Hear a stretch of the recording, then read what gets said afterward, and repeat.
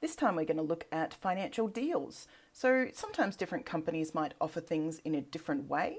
So if you buy more things, you might get each one cheaper.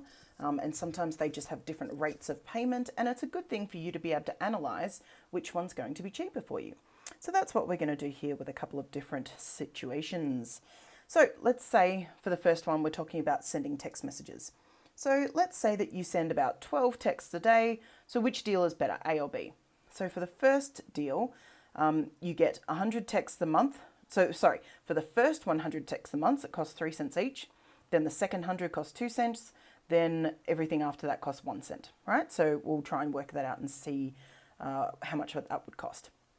And then the second deal is just everything costs 2.2 cents. So let's have a bit of a look at what this might be. So if you're sending 12 messages a day, that's around about 300 a month. So let's go with that. So we're going to analyze A first. So if you send 300, well, the first 100 are going to cost 3 cents each, right?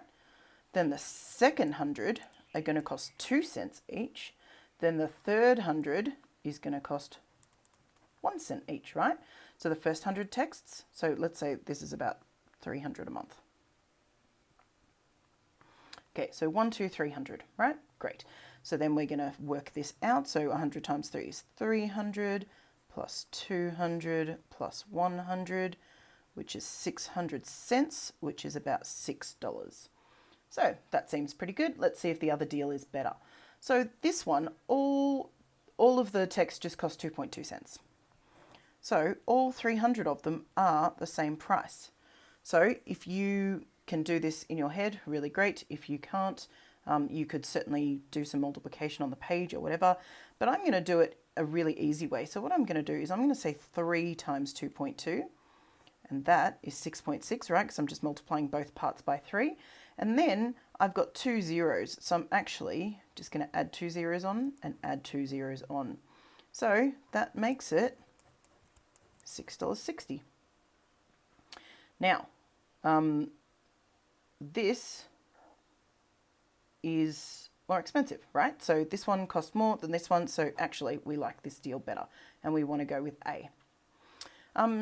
Okay, so let's look at the next one. So over here, we're talking about buying batteries. So there are 2 different ways you can buy batteries. One of them, you buy a pack of 3 for $4.50, or you can buy a pack of 5 for $6.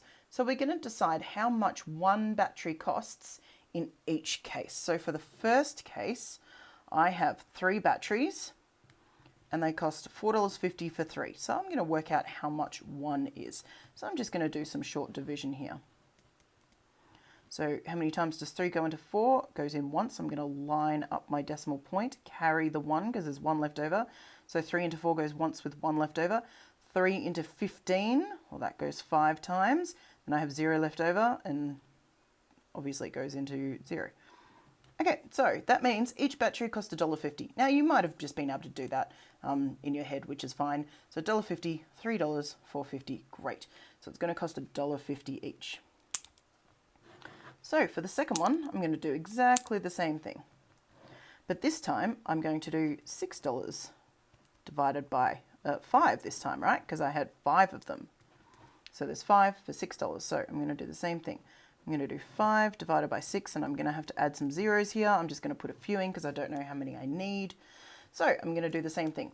5 goes into 6 how many times? Just once. Measure up the decimal place. No, decimal point, and then I've got 1 left over. 5 into 6 goes 1 with 1 left over.